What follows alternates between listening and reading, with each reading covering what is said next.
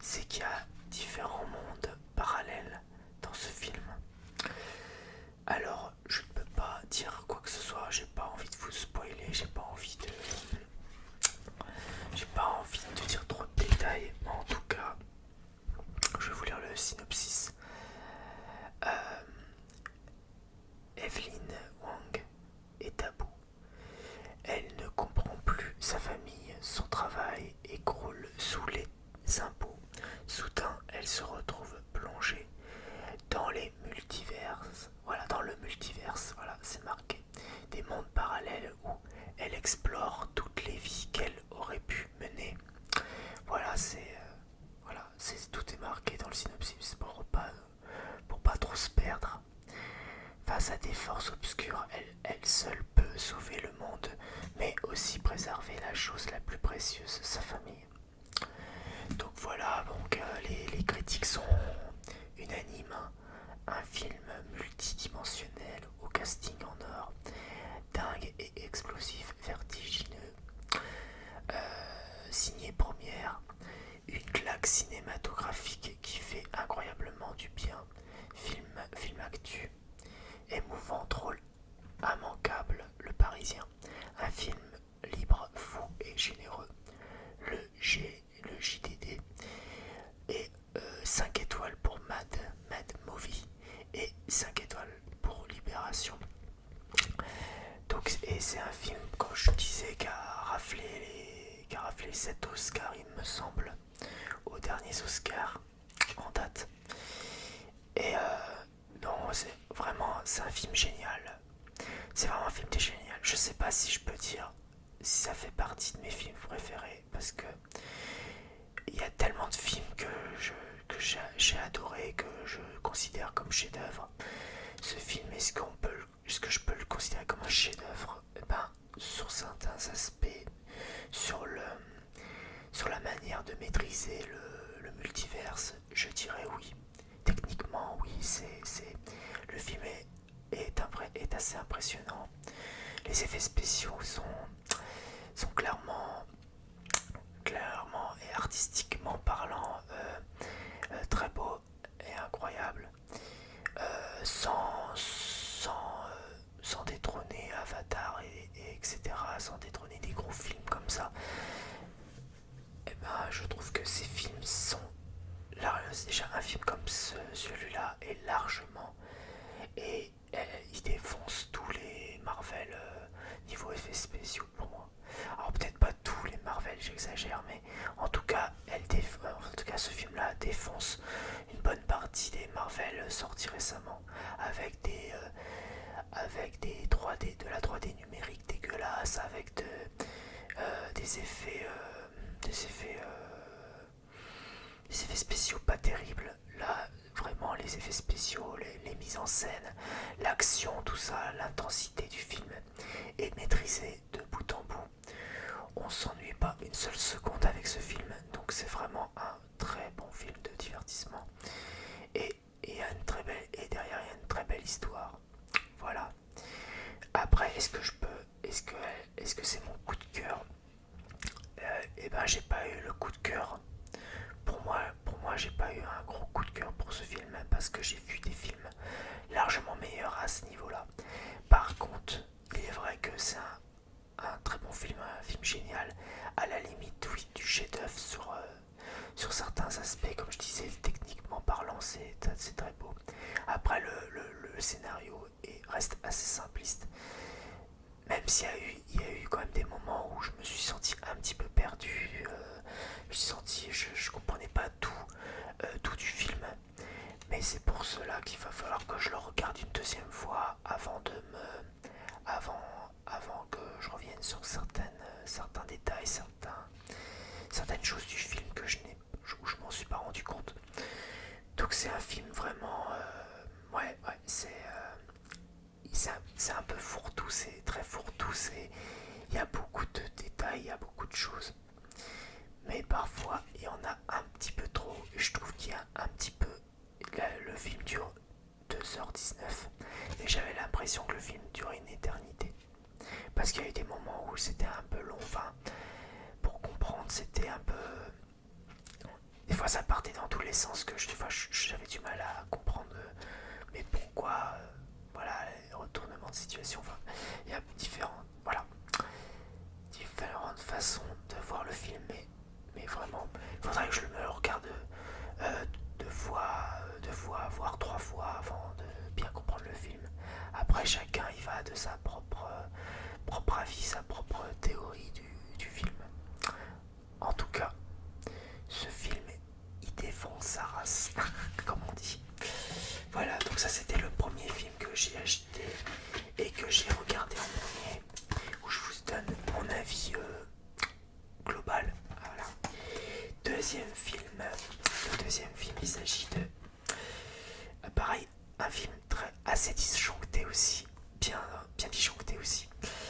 Et il s'agit de Bullet Train.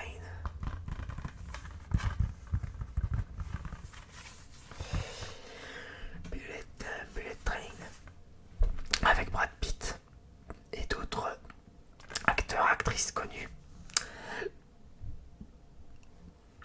Alors, je vais lire le synopsis tout de suite, comme ça sera fait. Dans Bullet Train, Brad Pitt incarne Coccinelle, un assassin malchanceux et déterminé à accomplir sa nouvelle mission paisiblement après que trop d'entre elles aient déraillé.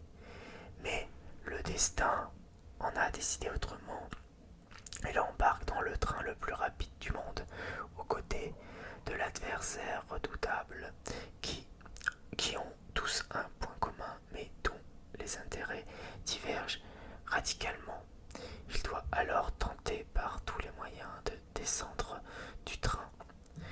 Par le réalisateur de Deadpool 2, David Leitch, pas David Lynch, hein, David Leitch, ça se dit comme ça, mais bref. Bullet Train est une course folle, sans répit, à travers le Japon d'aujourd'hui, où le terminus n'est que le commencement. Donc voilà.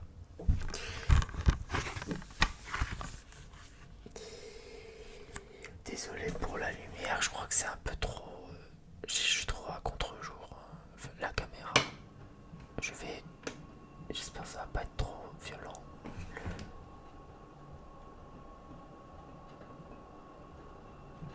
Voilà. Ah, j'aime bien comme ça. Ça fait... Il n'y a pas trop de lumière comme ça. Alors, qu'est-ce que j'ai pensé du film, grosso modo Eh ben, c'est un très bon film. Moi, j'étais assez surpris. J'étais assez surpris. C'est un film très bon, je dirais un très bon film d'action, bien déjoncté, bien trash aussi. Il y a quand même pas mal de sang, pas mal de violence, mais de façon assez humoristique.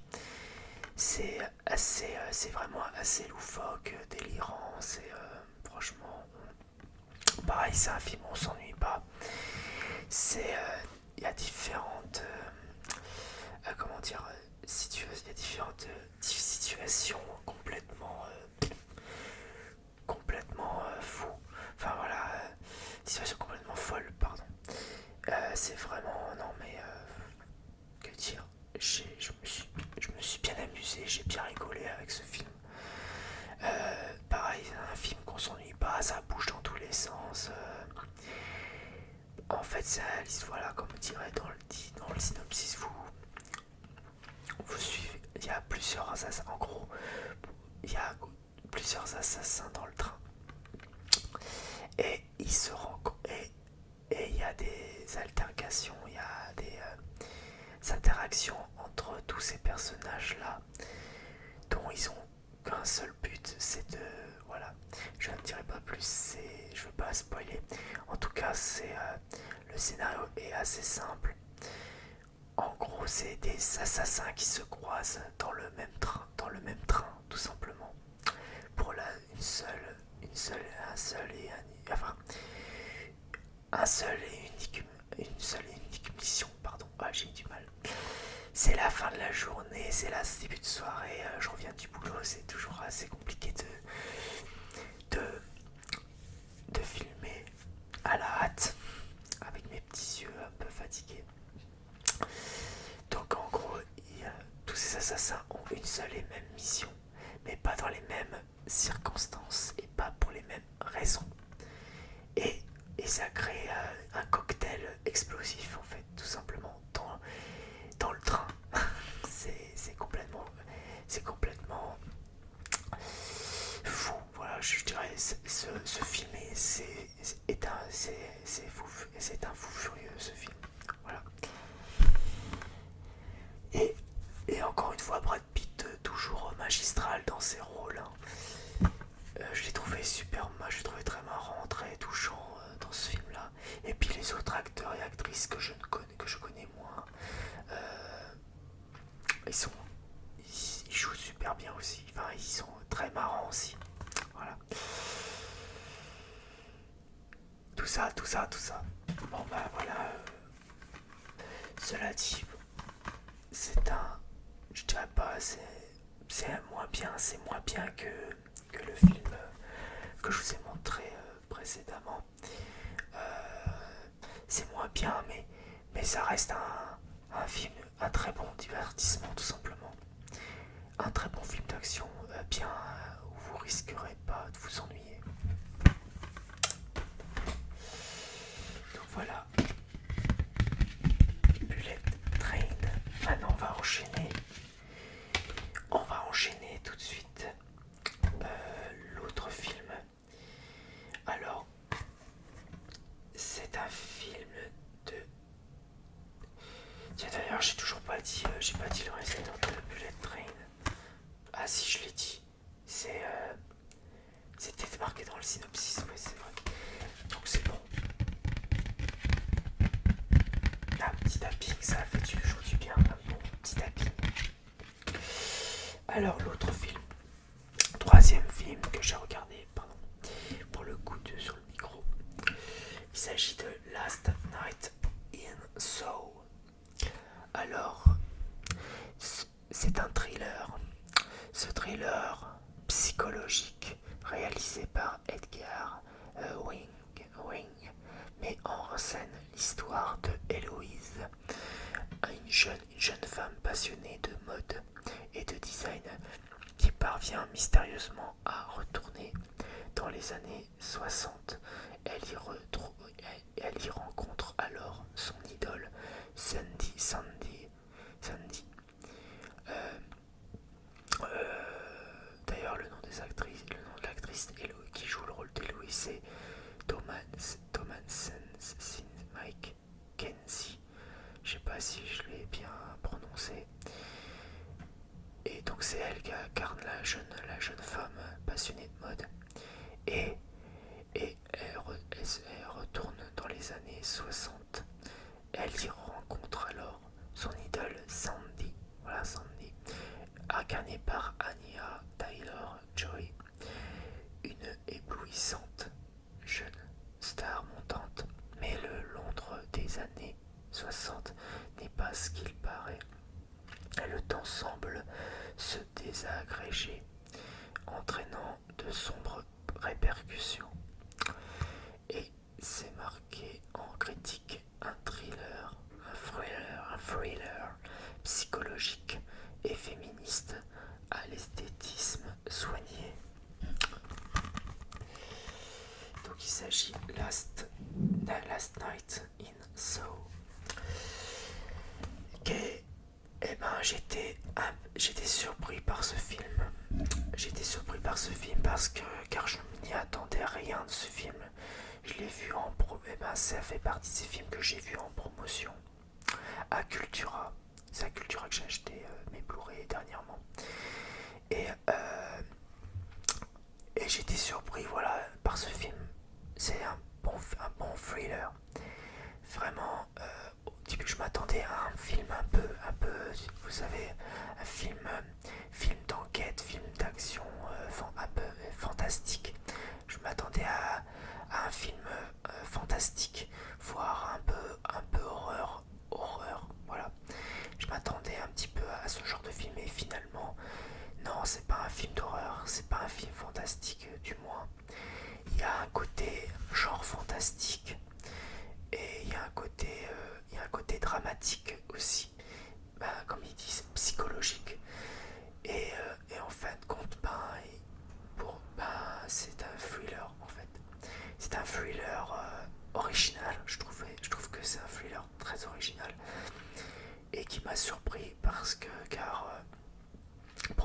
l'histoire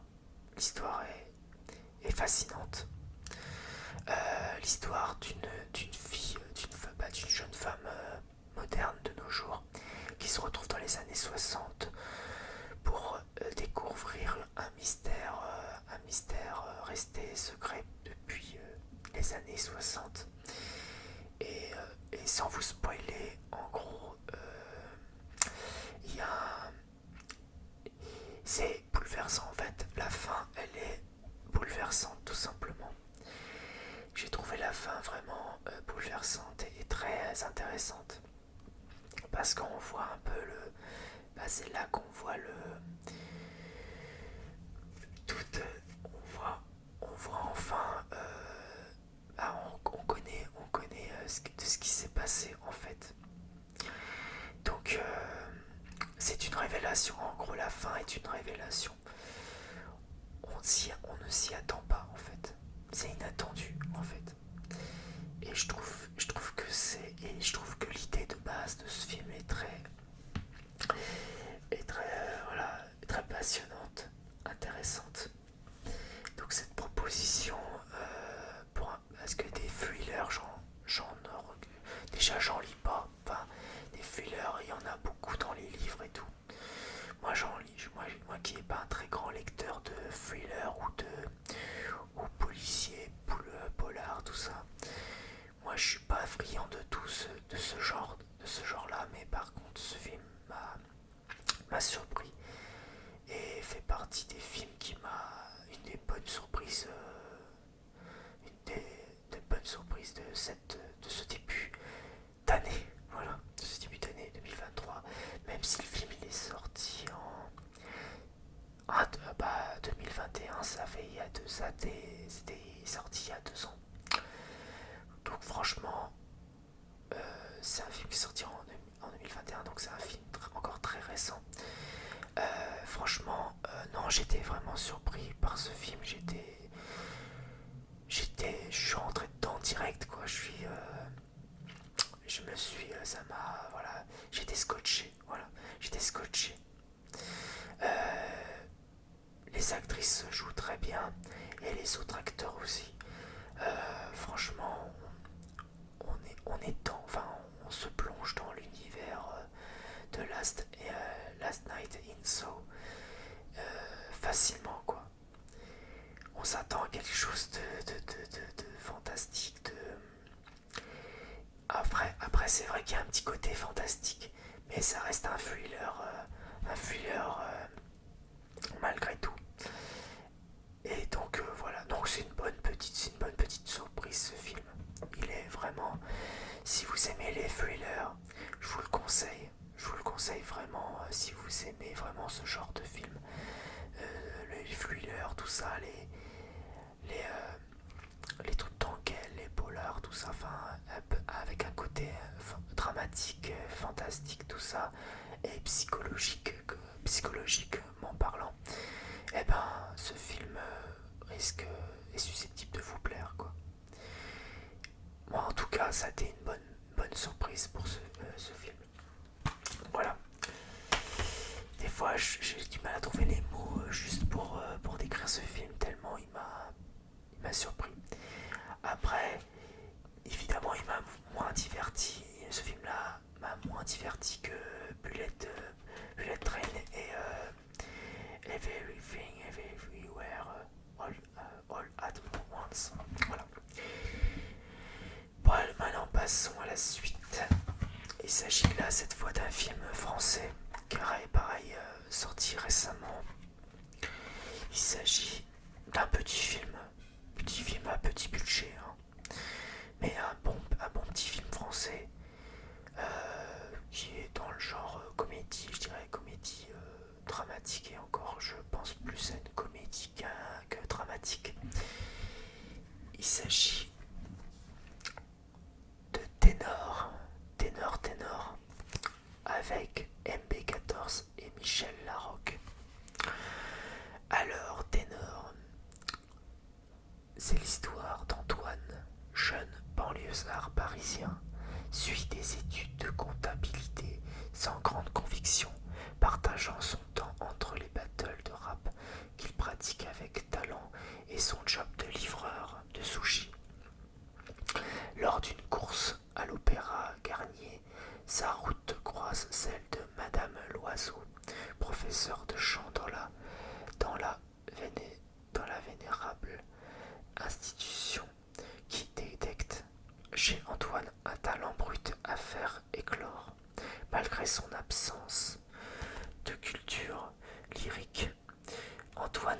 fasciné par cette forme d'expression et se laisse convaincre de suivre l'enseignement de Madame Loiseau. Antoine n'a d'autre choix que de mentir à sa famille, ses amis et toute la cité pour qui l'opéra est un truc de bourgeois, loin de leur monde. Eh ben, c'est un film touchant. J'ai trouvé ce film touchant. Surtout la fin. La fin a été émouvante. Voilà. La fin. J'ai adoré la fin. Elle était vraiment bien, quoi. Elle était vraiment. C'est marrant. Depuis le début, j'ai l'impression de parler de la fin. Enfin, à chaque film, je vais parler de la fin en direct, quoi. Parce que on va dire que c'est plus la fin qui m'a marqué, en fait. Non, mais la fin, elle est quand même assez marquante. Elle est très touchante aussi, comme le film lui-même, le film entier, il est touchant. Et c'est une comédie, voilà. On dit c'est une comédie sociale, voilà. Donc c'est une comédie sociale très touchante que j'ai découvert parce que j'ai découvert l'artiste MB14 qui a participé à The Voice, je sais plus quelle édition. Il y a une période je regardais The Voice, mais après je regardais plus parce que ça m'a lassé, ça m'a saoulé. Mais il y avait quand même des talents cachés comme MP14 qui est un beatsmaker, c'est ça qu'on dit. Il fait du beatbox en fait, il fait de la beatbox avec en tenant de la voix, en rappant et tout. Ce mec, je ne dirais pas que c'est un génie, mais ce mec a un talent incroyable. Et vous marquez, faites la recherche MP14, vous verrez que ce mec a un talent fou quand même. Il est quand même balèze, il est quand même très balèze.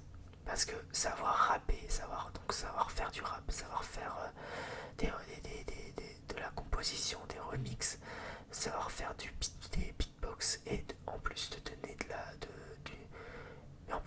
de la voix comme à l'opéra, franchement c'est très rare, hein, c'est très rare un artiste de ce genre-là. Mais en revenant sur le film, moi je trouve que c'est un beau film, c'est un assez beau film. Certes simpliste, c'est assez simpliste dans l'ensemble. Ça fait penser aux comédies traditionnelles françaises tout simplement. Donc ça reste une comédie française assez classique, avec une histoire assez classique d'un banlieusard qui découvre l'opéra, qui découvre un domaine réputé bourgeois, voilà, dans Paris.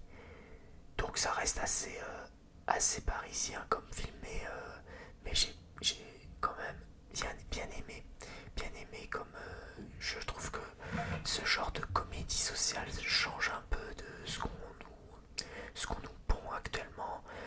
Quand je regarde la comédie française actuelle, c'est vrai, on ne rigole plus vraiment, quoi. Ils font un peu de la merde. Et là, ce film-là, c'est pas une comédie pure et dure, hein. C'est-à-dire, on ne rigole pas spécialement. Il n'y a pas des scènes marrantes. Il n'y a pas spécialement des scènes marrantes. Il n'y a pas de grosse comédie, comme on dit. Il n'y a pas de blague, il n'y a pas de gag, il n'y a pas de. En gros, il n'y a pas de scène pas spécialement de scène humoristique. Mais il y a deux trois scènes assez marrantes, mais ça reste une comédie sociale, donc ça va être plus touchant que rigolo, quoi. C'est pas un film rigolo, en gros, ça fait pas partie des grandes comédies françaises, mais au moins ce film ténor a le mérite d'exister et d'être vu au moins une fois, juste par le talent du gars, de l'artiste MP14.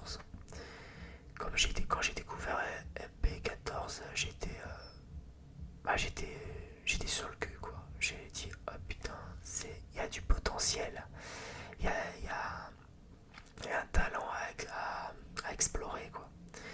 Et, euh, et le fait de le voir dans un film simple mais efficace, et niveau émotion, il envoie quoi. Il envoie de l'émotion dans sa voix et c'est ça qui m'a beaucoup plu dans ce film, c'est l'émotion qui dégage. Et franchement, un film comme ça fait vraiment du bien. Franchement, ça change beaucoup de toutes les conneries qu'on regarde actuellement dans le cinéma français. Quoi. Donc c'est un petit film, un bon petit film français que je vous recommande. Parce que en plus c'est un film qui rassemble quoi, qui rassemble les classes sociales, tout ça. Non, c'est vraiment un film touchant quoi. J'ai bien aimé. Et qu'est-ce que je voulais savoir. C'est un film qui dure pas très longtemps, 1h40. Mais c'est suffisant. Pour un film comme ça, c'est largement suffisant. Ni plus ni moins. Donc voilà, c'est un film qui est sorti en 2000, pareil comme Last Night in Soho. Pareil, c'est sorti en 2021, la même année. Donc en gros, ouais, donc ça reste un film aussi très récent. Il y a que 2 ans, il y a que 2 ans que le film est sorti. Voilà, ça fait voilà, bref, 2021-2022, voilà, bon, ça fait voilà un an, 2 ans. Donc voilà, et c'est un film de, je sais pas, c'est un film de Claude Zidi Junior. Donc Claude Zidi Junior. Donc à mon avis, ça va être le fils de Claude Zidi, peut-être tout simplement. Faudrait que je me renseigne un peu plus. Bref, oups, vraiment un bon film français. Pareil, c'était pas mon coup de cœur, mais c'était très touchant, c'était un beau film. Voilà. Maintenant, le dernier, c'est un film que j'ai déjà vu, qui est sorti sur Netflix. Je sais plus si il est toujours. C'est un film, il n'est pas sorti directement sur Netflix à la base. C'est un film qui est déjà sorti au cinéma depuis un bon moment et qui à un moment donné était disponible sur Netflix et puis que je pense qu'il n'y est plus là actuellement. Mais que c'est un film qui a fait un flop au cinéma, mais qui est devenu culte par la suite et dans laquelle je l'ai vu sur Netflix et que j'ai beaucoup aimé et que pour moi il fait partie aussi d'un de ces films qui va me marquer à vie, qui va me marquer à vie parce que c'est vraiment un film marquant, c'est vraiment pratiquement un chef-d'œuvre pour moi. Il s'agit de Fight Club. Fight Club avec toujours un acteur que j'aime bien, Brad Pitt encore. Brad Pitt, j'aime bien l'acteur Brad Pitt même. Et je trouve que Brad Pitt fait partie de ces acteurs qui, pour l'instant, il vieillit bien quoi. Je parlais de Brad Pitt dans le dernier film où il a joué Bullet Train. Et ben là, on retrouve pas Brad Pitt dans ce film qui date de 1999, si je me trompe pas. Fin des années 90, début 2000, est sorti ce film, Fight Club. Pareil, psychologiquement parlant, c'est un truc de dingue. C'est une dinguerie ce film. Quand je l'ai vu la première fois, je me suis dit waouh, putain. Putain, c'est un truc de fou, c'est un truc de psychopathe. Ce film. Alors, le film culte d'une génération, enfin en haute définition. Bah ouais, c'est devenu un film culte tout simplement. Avec Brad Pitt et je sais plus comment il s'appelle l'autre acteur. Bref, il est encore sous blister. Vous voyez, là j'avais la voilà, promo, voilà, de Blu-ray acheté le troisième offert. Voilà. Et ben je vais l'ouvrir comme ça. ça sera fait. Que je traîne pas avec la vidéo. Je vous ai dit, hein, je fais jamais de petites vidéos, hein, ça dure toujours au moins 30 minutes.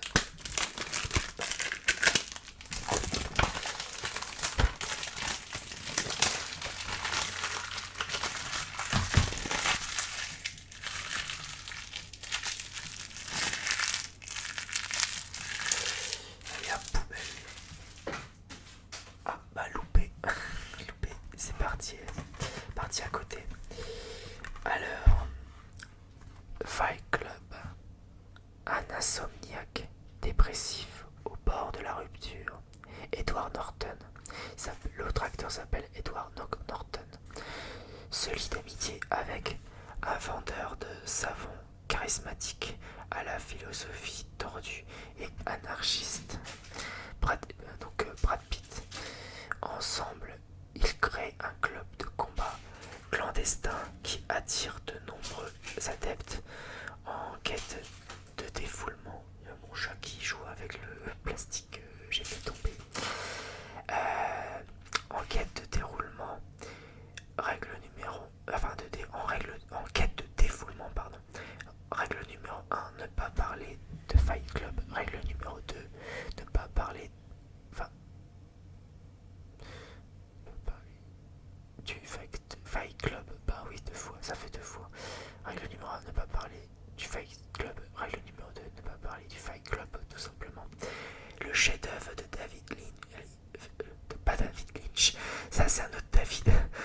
David Fincher, voilà. C'est un film de David Fincher, pareil, un très grand réalisateur, David Fincher, comme vous ne l'avez jamais vu. Donc c'est un chef-d'œuvre de David Fincher. Bah ouais, si ce n'est le chef-d'œuvre de David Fincher. C'est en tout cas c'est l'un de ses chefs-d'œuvre.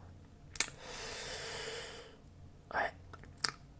Que dire de plus de ce film? J'ai beaucoup aimé, encore une fois. En fait, j'ai l'impression que tout ce qui est basé sur la psychologie, la fantaisie,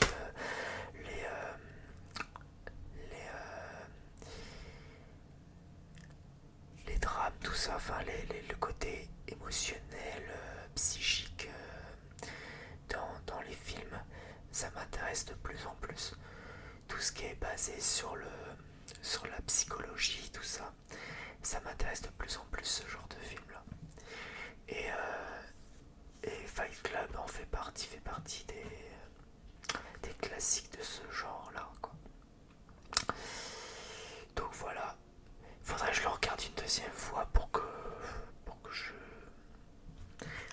mon avis de ce film soit un peu plus développé, parce que je l'ai vu qu'une fois et le regarder en une fois, ben on ne sait pas tout, on fait pas toujours attention aux détails. Moi j'ai pas toujours le souci du détail, donc voilà. Alors que tout compte fait, bah voilà, tout ce que je peux dire, c'est que c'est devenu un classique, un chef-d'œuvre des films, des meilleurs films de tous les temps, on va dire. J'exagère peut-être, mais en tout cas, un des meilleurs films de la signé David Fincher. Puis pareil, j'étais scotché quand j'ai regardé ce film-là. Bon, je l'ai pas vu en Blu-ray, mais je l'ai vu voilà, quand il était disponible sur Netflix. Et ça m'a fasciné, ça m'a fasciné ce film-là. Je suis resté coaché de A à Z, quoi, de bout en bout. Voilà, mes chers amis, j'espère que cette grosse vidéo vous aura plu. Comme d'habitude, une quarantaine de minutes, voilà, ça a duré. Et ben, portez-vous bien, tout simplement. Bah, lâchez des likes avant toute chose, lâchez des likes. Franchement, j'en ai vraiment besoin. Lâchez des likes, des commentaires aussi, surtout. Des commentaires pour que je puisse me motiver ou me remotiver à continuer à faire des vidéos. Et en parlant du développement de mon projet spécial jeux vidéo, et ben sachez une chose, au moment où je enregistre cette vidéo, et ben ma vidéo spéciale jeux vidéo est en cours de montage. Je suis en train de faire le montage actuellement, donc ça va pas tarder à arriver, ma prochaine vidéo.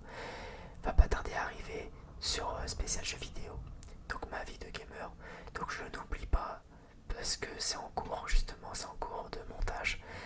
Et comme vous savez que les montages c'est souvent long à préparer tout ça, à faire, et ben voilà, bon bah je vous fais cette vidéo simple mais efficace et assez long et en chuchotement, en toute relaxation. Voilà, ça me fait toujours un plaisir de faire ça pour vous, pour moi et pour vous. Allez, surtout, encore une fois, lâchez des likes, commentez, partagez et abonnez-vous comme d'habitude si ce n'est pas fait. En tout cas, je vous dis à très vite pour de prochaines vidéos. Et portez-vous bien, encore une fois. Prenez bien soin de vous et la paix sur vous. Allez, bonne soirée, bonne journée.